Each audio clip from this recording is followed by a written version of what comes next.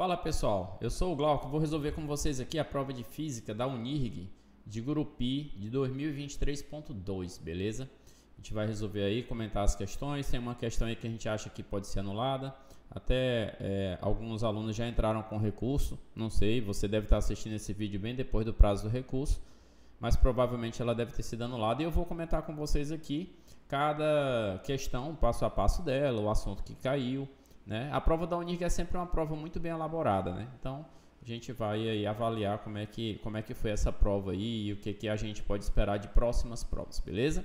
Então vamos lá. Bom, aqui a gente vai analisar, né? Fazer a resolução dessa prova.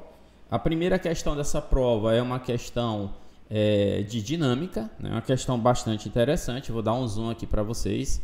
Então vamos lá. Resolver aí a questão número 25 da prova da Unirg 2023.2, beleza? Então vamos lá. A questão diz o seguinte: a figura a seguir mostra um bloco apoiado sobre um carrinho B que se movimenta com aceleração constante.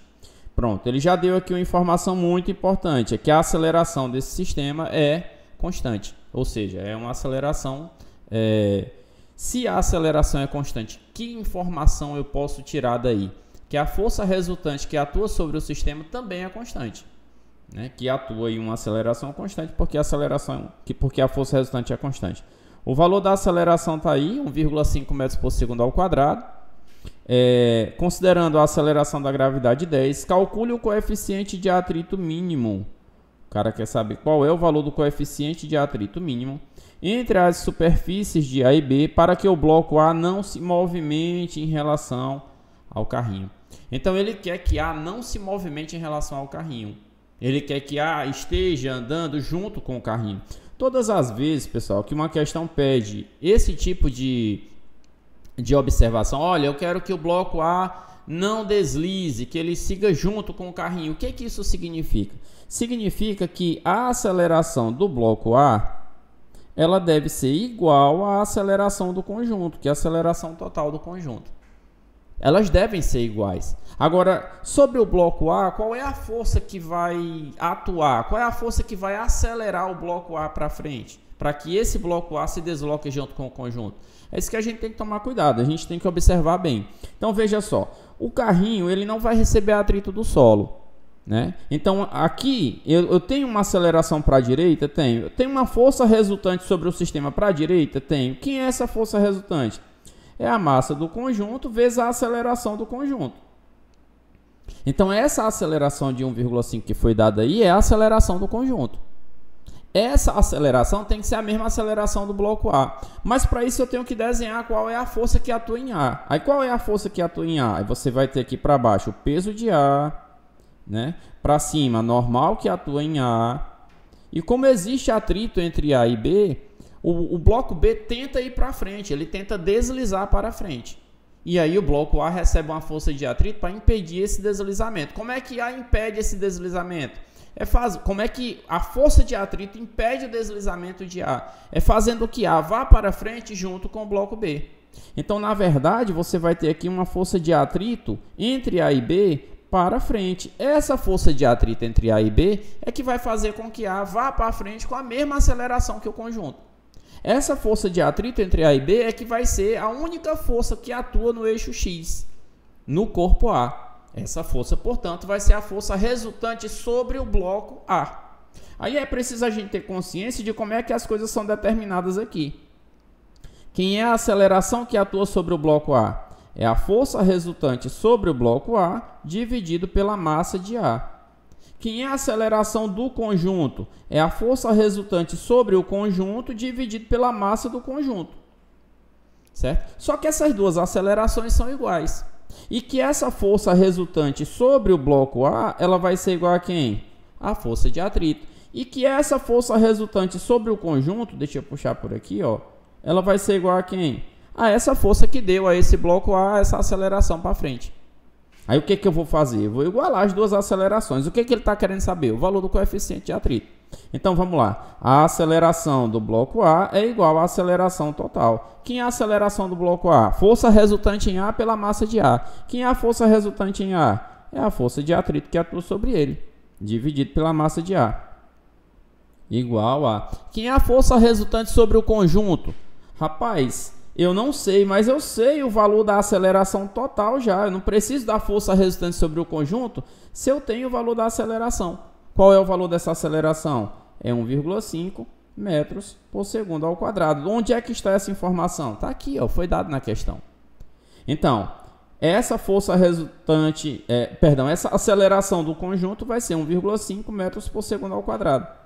Agora, o que eu vou descobrir? Eu vou descobrir o valor do coeficiente de atrito. Como? Só tem uma fórmula que me permite determinar o valor do coeficiente de atrito. É escrevendo através da força de atrito. Como é que se calcula a força de atrito? É μ vezes a normal. Então, nesse caso aí, qual é o valor do μ? Eu não sei qual é o valor do μ. Não sei. Mas eu sei que o valor da normal é igual ao peso de A. Por que ele é igual? Porque só tem normal e peso de A para cima e para baixo. Então, aqui, ó, peso de A vezes μ dá o valor da força de atrito. Então, voltando para cá, ó, essa força de atrito vai ser igual a quem? μ vezes o peso de A. Portanto, μ vezes... Quem é o peso de A? É a massa de A vezes a gravidade. Então, esse é o valor da força de atrito. Aí, agora, o que eu vou fazer? Eu vou substituir isso nessa equação aqui, ó. Tá bagunçado que só aqui, né? Vamos trazer para cá, ó, arrodeando aqui.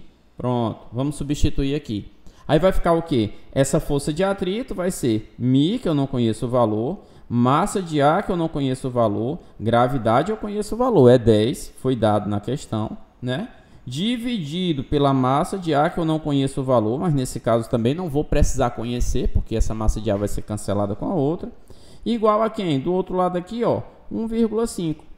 Pronto. Aí o que foi que aconteceu? Massa de A cancela com massa de A, tá aqui, ó.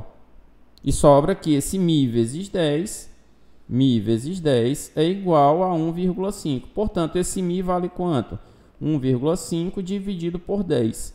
Portanto, esse μ vale 0,15. Valor do coeficiente de atrito, portanto, 0,15. Essa foi a nossa primeira questão da prova da UNIRG 2023.2, alternativa correta, letra C. 0,15 é o valor do coeficiente de atrito. Essa questão é uma questão bastante interessante, né? Não é uma questão fácil, não. Ah, é uma questão muito fácil. Não, não é uma questão fácil. É uma questão de dinâmica, envolve atrito, envolve o sistema acelerado. Se você quiser entender que essa questão é uma questão de referencial não inercial, de fato, ela é uma questão de referencial não inercial, beleza? Então, agora a gente vai para a próxima questão. Bom, agora nós vamos fazer a questão de número 26 da prova da UNIRG vestibular 2023.2, beleza? Essa questão é uma questão de termometria, certo? É uma questão que envolve escalas termométricas. Existe pelo menos umas 5 maneiras diferentes de fazer essa questão, certo? Significa que ela é fácil? É fácil para quem sabe o assunto, né? Se você nunca viu o assunto, não estudou, ou estudou e não aprendeu, ela não é uma questão fácil. Essa questão de ser fácil ou difícil é muito relativo. Então vamos lá, vamos aqui na nossa interpretação da questão, vamos ver aqui o que é que ela diz. Diz o seguinte, ó. Uma escala termométrica X relaciona-se com a escala Celsius conforme o gráfico. Então ele já jogou tudo para o gráfico, ó. X e Celsius é de acordo com o gráfico. Beleza, o gráfico está aí. Pergunta, quando um termômetro registra 45 graus Celsius, em X será qual a indicação? Eu vou fazer essa questão de duas maneiras diferentes. Uma maneira de fazer é completamente matemática, sem nada de física. Por quê? Porque esse cara me deu um gráfico. Então ele me deu esse gráfico e nesse gráfico ele diz, olha, você tem aqui 45 graus Celsius. Pessoal, onde é que está o grau Celsius aí?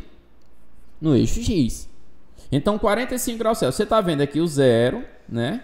E aqui você está vendo 90. Onde é que está o 45? Bem no ponto médio dos dois.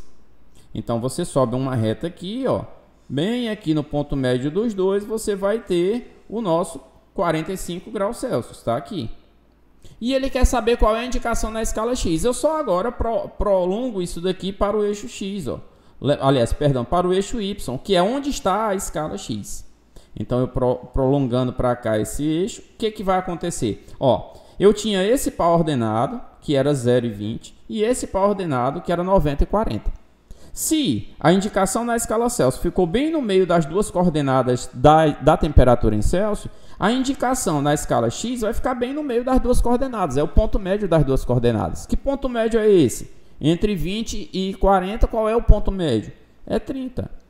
Não precisa nem fazer conta, é só você fazer essa análise matemática que você consegue resolver. Veja que eu não usei nada de física, foi apenas um conhecimento de função de primeiro grau, né? Então, nesse caso aí, a alternativa correta é a letra C. Ah, Glauco, mas eu não pensei dessa forma. Tem alguma outra maneira que a gente possa fazer? Tem sim. Qual é a outra maneira? É a gente colocar aqui, ó, as escalas. Desse lado aqui, grau Celsius, desse lado aqui, grau X. E aí eu observo nos pontos de correspondência aqui quais são os valores associados. Ó. Esse primeiro ponto aqui, ó, ele é um ponto que na escala Celsius eu tenho 0 graus Celsius e na escala X eu tenho 20. Olha aqui, ó, como é 20. Ó. Tá vendo? É 20. Então, 0 e 20 graus X. Então aí eu levo esse ponto de correspondência para cá, ó, 0 graus Celsius, 20 graus X. Agora, esse outro ponto, que é o outro ponto que eu tenho valor, que é o ponto lá da extremidade do gráfico, eu tenho 90 graus Celsius, 90 graus Celsius, e quantos graus X? Aí observa aqui, ó, 40 graus X, 40. Aí qual é a pergunta? 45 graus Celsius vai dar quantos graus X? Eu boto desse lado aqui 45 graus Celsius e digo, ó, vai ser quantos graus X? E agora eu faço o quê? Agora eu uso a forma que a gente sempre usa para resolver questões de escalas termométricas, que é o quê? Usar o teorema de Tales, ou razão de secção de segmento. Como é que é isso? 45 menos 0, 45 menos 0, está para 90 menos 0, 90 menos 0, assim como x menos 20 está para 40 menos 20. 40 menos 20. Então, nesse caso, 45 está para 90, assim como x menos 20 está para 40 menos 20, 20. Né? Aí aqui eu vou simplificar todo mundo. Agora é matemática, né? Eu vou simplificar todo mundo por 45 por 45. Aí eu vou obter aqui em cima 1 e aqui embaixo 2. Certo? Vou fazer aí a simplificação desse 2 daqui com esse 20. Vai sobrar 1 aqui e 10 aqui, né? E aí ficou desse primeiro membro 1 e no segundo membro x menos 20 dividido por 10. Daí eu faço meios pelos extremos, vai ficar x menos 20 é igual a 10 vezes 1, 10. Portanto, esse x é igual a 10 mais 20, que vai dar quanto? Que vai dar 30 graus x. 30 graus X, a alternativa correta, aquela que a gente já havia comentado, né, pela análise anterior, é a letra C, beleza? Então fizemos aí dessas duas maneiras, fica a seu critério, você deve ter preferência por uma, ainda teria várias outras maneiras de fazer, poderia fazer extrapolando o grau de dificuldade em matemática, condição de alinhamento de 3 pontos, poderia fazer por geometria analítica com a equação da reta, poderia fazer por função, como a gente fez, poderia fazer também utilizando triângulos semelhantes, dá para fazer também por geometria, né? Geometria plana. E dá para fazer pela física. E deve dar para fazer de várias outras maneiras, né? Então, essa daí foi a questão 26, uma questão assim, de termometria, não é um assunto mais muito recorrente em provas, mas caiu aí na Unir, está muito bonitinha, muito certinha a questão, cobrou, exigiu aí que você tivesse um conhecimento de análise gráfica e é isso, certo? Essa foi a questão 26. Vamos agora para a questão de número 27. Então, bom, agora nós vamos resolver a questão de número 27, que caiu na prova de 2023.2 da Unirg, certo? Então, na questão de número 27, essa questão aqui ela tem um pequeno problema. Nenhum problema no enunciado, tudo certinho. Só que eu acho que eles erraram aí na hora de digitar a prova e não deram a alternativa correta. Eu já fiz essa questão anteriormente, né? Já um aluno me procurou para a gente fazer, a gente fez e viu que realmente não tem alternativa. E eu vou mostrar para vocês aqui por quê, certo? No estudo dos movimentos, a função que relaciona o espaço S com os correspondentes instantes de tempo T é denominada função horária do movimento. Nada de sorvete, pessoal, por favor, né? Função horária do movimento, função horária da posição, certo? Função horária é toda aquela função que depende do tempo, certo? E é representada genericamente por posição, é uma função do tempo. Expressão que lê, se S é uma função de T. Dois móveis A e B deslocam-se ao mesmo tempo, ou seja, o tempo vai passar simultaneamente para os dois, certo?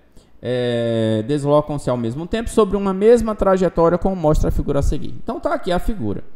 E ele ainda fez mais, ele mostrou a figura, tá lá tudo certinho, e ele ainda deu aqui a função horária da posição de A, que é SA igual a 10 mais 5T, e a função horária da posição de B, que é SB igual a 25 menos 5T.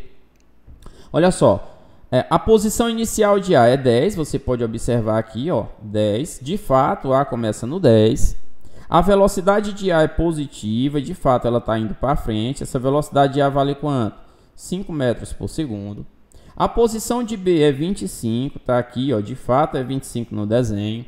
E ele está indo para a esquerda, portanto tem um sinal negativo de velocidade de B, menos 5 metros por segundo. Tudo bem, está tranquilo. Respectivamente, as funções horárias de A e B, sendo essas posições, essas equações, as funções horárias de A e B, o encontro dos móveis se dará em que posição? Então, onde é que esses móveis vão se encontrar? Eles devem se encontrar aqui em um ponto entre 10 e 25. Agora, olha só, dá para fazer de cabeça. Como é que a gente faz de cabeça? É o seguinte, ó, você está vendo que a velocidade de A é 5? Vou mudar de cor aqui. A velocidade de A é 5, a velocidade de B é 5, ou seja, eles andam no mesmo ritmo. Quando dois objetos se deslocam em sentidos opostos e eles andam no mesmo ritmo, significa que esses dois objetos se encontram no ponto médio entre os dois. Qual é o ponto médio entre os dois? Ó, o cara está no 10, o outro está no 25. Onde é o ponto médio dos dois? É bem aqui, ó, entre 15 e 20. Que ponto é esse? É o meio entre 15 e 20, que é quanto? 17,5. Eles vão se encontrar na posição 17,5 metros. Tem 17,5 metros para marcar? Não tem. Ah, Glauco, mas se eu não souber fazer de cabeça? Olha só, encontro de dois objetos. Quando você tem a equação, você também pode fazer dessa forma aqui, ó, que aliás é o jeito que todo mundo sabe. Toda vez que falar encontro, ei, quando é que você encontra com alguém? Já parou para pensar nisso? Você se encontra com alguém, você estando aqui na sua casa e uma pessoa estando na casa dela? Lógico que não. Para que haja um encontro, é necessário que as posições sejam as mesmas. Eu só me encontro com uma pessoa quando a posição dela e a minha é a mesma. Dois objetos também seguem a mesma lógica. Eles só vão se encontrar quando suas posições forem iguais. Então, nesse caso, o que eu preciso fazer? Dizer, olha, a posição de A é igual à posição de B. Com isso, eu vou descobrir daqui a quanto tempo eles se encontram. Depois que eu descobrir em quanto tempo eles se encontram, aí eu vou descobrir em que posição foi que se deu esse encontro. Então, equação de A, 10 mais 5T. Equação de B, 25 menos 5T. Pronto. Esse menos 5T para o primeiro membro e esse 10 para o segundo membro. E pronto. E aí a gente vai obter o quê? Aí a gente vai ter aqui, ó, 5T, que ficou no primeiro membro, mais 5T, que veio lá do segundo, é igual a 25 menos 10T. Então, desse modo aí... Opa, perdão, menos 10T não, né? Menos 10. Menos 10. Então, vai dar quanto aí? Vai dar 10T, né? 5T mais 5T dá 10T. 10T é igual a 25 menos 10. Quanto é 25 menos 10? É 15. Então, esses objetos aí vão se encontrar após quanto tempo? 15 dividido por 10.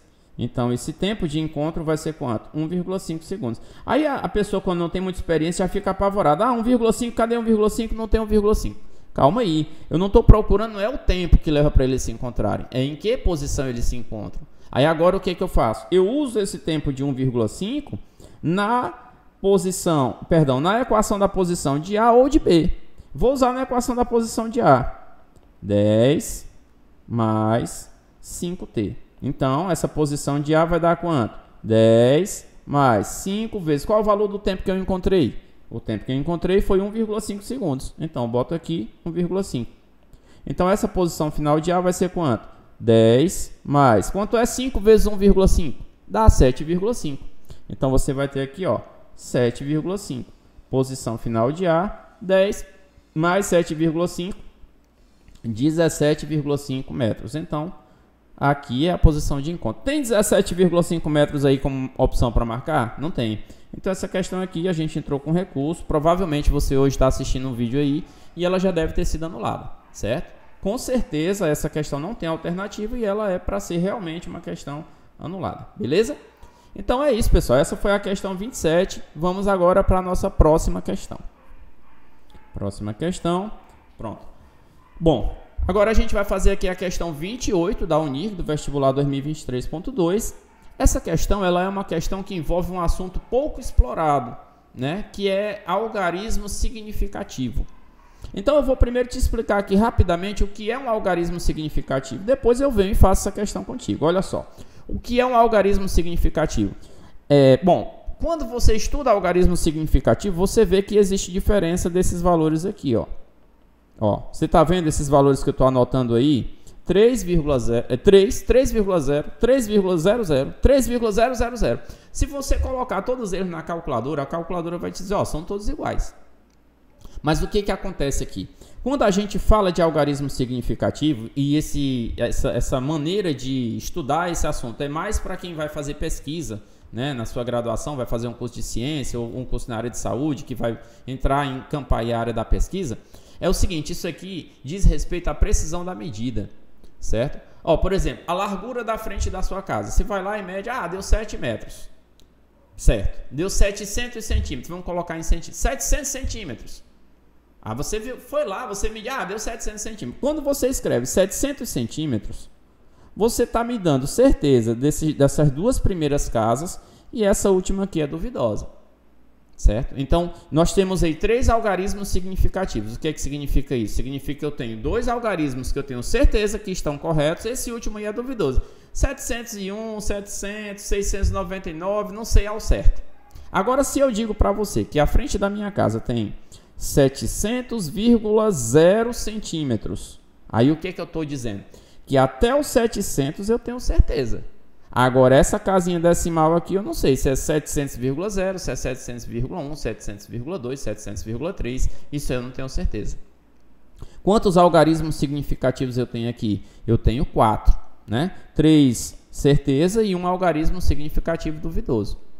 E quando eu tenho, por exemplo, 3,000, numa outra situação, eu tenho certeza, eu estou te falando com certeza que eu tenho certeza que esse cara aqui é o 3, esse cara aqui é 0, esse cara aqui é 0. Esse último aqui é que é duvidoso. Não sei se ele é 1, ou se ele é 0, ou se ele é 2, ou se ele é 3. Eu tenho dúvida em relação a ele. Mas nesse caso eu tenho aqui 4 algarismos significativos, certo? Então nesse caso, e quando eu vou operar com algarismo significativo, o que eu faço? Eu faço a operação normal. Se eu tiver que multiplicar, eu multiplico. Se eu tiver que dividir, eu divido. Mas, na hora de dar a resposta, eu devo usar a mesma quantidade de algarismo significativo que tinha o menor número envolvido. O número com menor quantidade de algarismo significativo envolvido. Então, nessa questão, olha só, vamos ler aqui. Aqui nós temos o seguinte, ao efetuarmos a multiplicação, uma multiplicação ou divisão com algarismo significativo, devemos apresentar o resultado com um número de algarismos igual ao do fator que possui o menor número de algarismos. Ele já está até explicando para quem não sabe disso, certo? A seguir, um lote de terreno retangular está representado com as suas medidas A e B em metros. As medidas foram obtidas com aparelhos de precisões distintas, quer dizer, um era mais preciso e outro era menos. Observe a medida de B. 10,3 metros, a precisão dele não é tão boa. E observa a medida de A, 20,14. Então você observa que esse cara aqui, o B, ele tem 3 algarismos significativos, né? Tá aqui, só um depois da vírgula que está valendo aqui. E o A tem 2 depois da vírgula que está valendo aqui. Então se eu for fazer alguma operação com eles, vai prevalecer apenas um algarismo depois da vírgula, porque é o de menor precisão. Certo? Aí qual é a pergunta? A área do lote de terreno é dada pelo produto A vezes B. Beleza. Ao efetuarmos a operação, encontramos o número 207,442, que é o cara multiplicar A vezes B. Ele já fez a conta para nós, certo? E agora, o que a gente vai dizer? Aí ele diz o seguinte: considerando os algarismos significativos referidos no texto acima, o resultado da área do lote fica corretamente representado por qual valor? Aí você sabe que isso aqui é metro quadrado.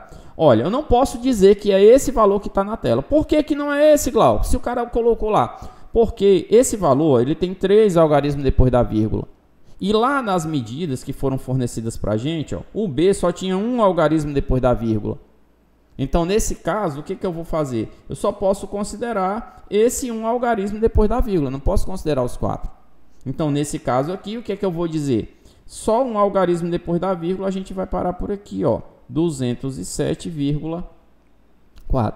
né? Esses outros dois aqui eles são descartados porque o aparelho que mediu a distância B ele não tinha precisão suficiente. Então eu vou deixar só um algarismo depois da vírgula. Qual é o algarismo que fica depois da vírgula? É o 4. Então a resposta correta 207,4. Então nesse caso aqui a alternativa correta, letra B, certo? Esse é um assunto que na verdade é matemática, mas a gente usa muito em física para fazer medida, por isso ele é cobrado na prova de física, beleza? Então essa foi a questão de número 28, algarismo significativo. Não precisou nem fazer conta, só ler o texto, interpretar, saber um pouco sobre o assunto e responder, beleza? Vamos para a próxima questão. Bom, agora a gente vai fazer a questão de número 29 da prova da Unirg 2023.2, beleza? Diz o seguinte a questão: sendo a carga elétrica elementar 1,6 vezes 10 a menos 19 coulombs, qual é o número de elétrons que passarão em 1 segundo? Ele deu o tempo de 1 segundo. A pergunta já foi feita. Qual é o número de elétrons? Olha, como é que a gente determina o número de elétrons? É pelo Nzinho, né? Qual é o número de elétrons que passará pela seção transversal do condutor de um aparelho elétrico ligado corretamente, sabendo que se lê na sua inscrição aqui 600 watts e 120 volts. O cara quer saber qual é o número de elétrons. Só tem uma equação que me permite calcular o número de elétrons. Que equação é essa? Que a carga elétrica é o número de elétrons vezes a carga elementar. Então, a carga elementar eu já sei. Qual é o valor dela? Foi dado aqui, ó, 1,6 vezes 10 a menos 19. O número de elétrons eu não sei. E o valor dessa carga aqui é o que eu vou descobrir antes do número total de elétrons. Bom, aí, onde é que eu vou descobrir esse valor dessa carga? Esse valor da carga eu vou descobrir por uma outra forma, porque por essa daqui não dá. E aí eu estou percebendo que eu estou dentro de um assunto de eletrodinâmica. Então eu vou descobrir a carga por onde? Corrente elétrica igual a carga dividido pelo tempo.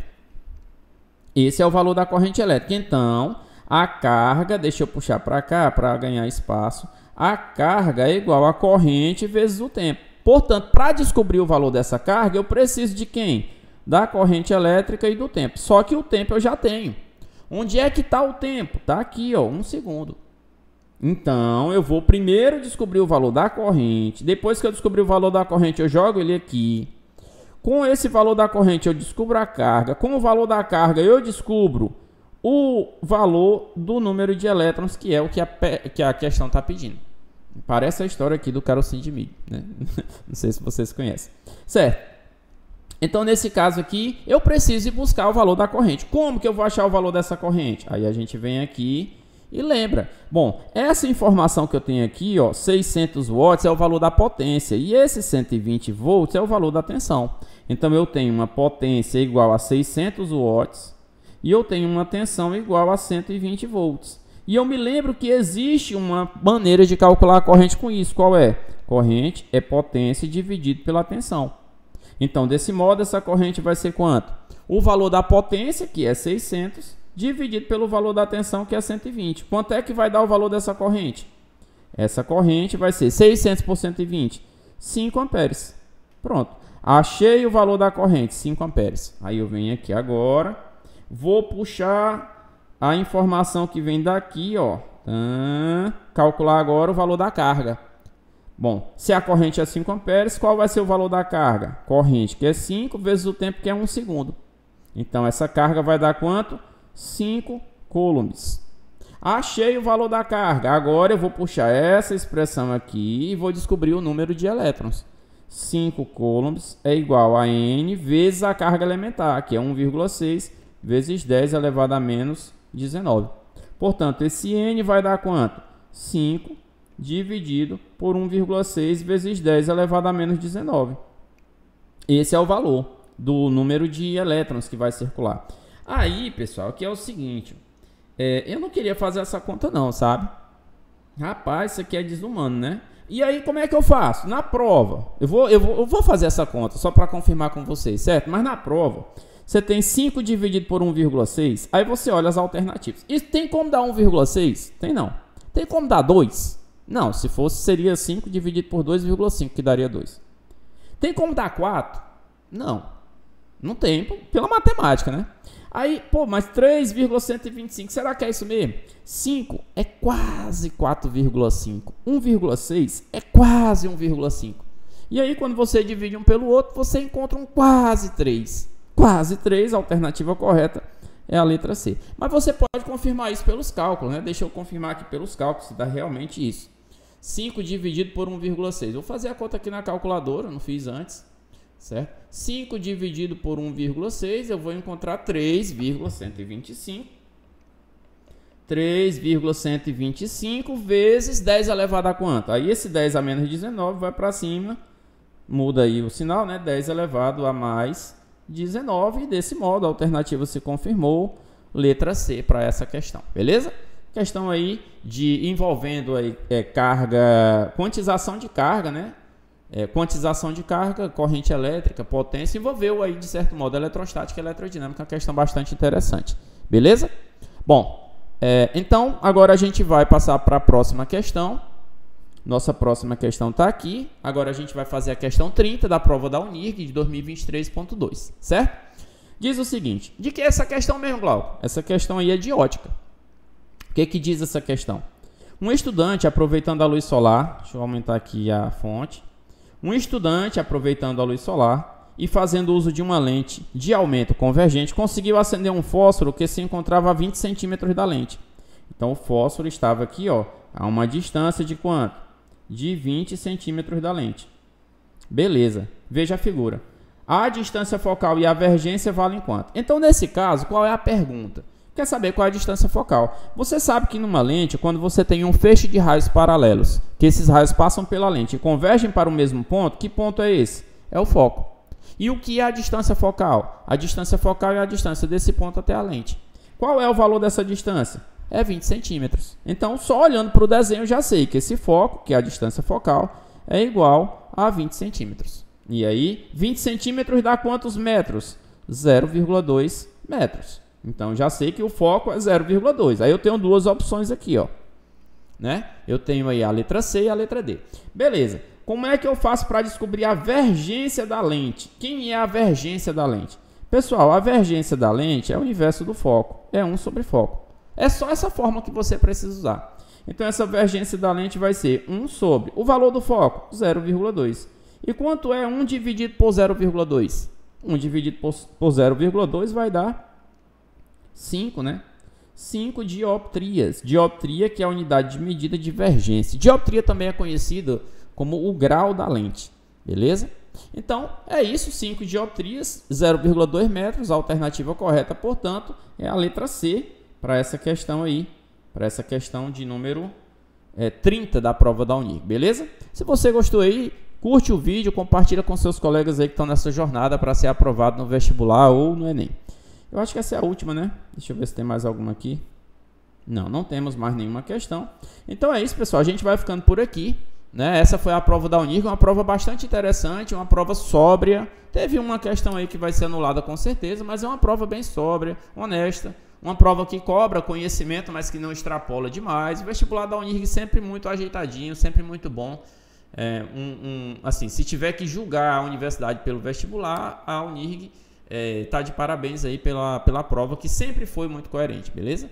Agora sim, a gente não deve também julgar a universidade só pelo vestibular, nem para o bem nem para o mal, né? Tem vestibulares que não são tão bons, mas as universidades são muito boas, e vestibulares que não são tão ruins, mas as universidades também não são muito essas coisas. A Unirg, até onde eu sei, é uma universidade boa, de um vestibular bom, beleza?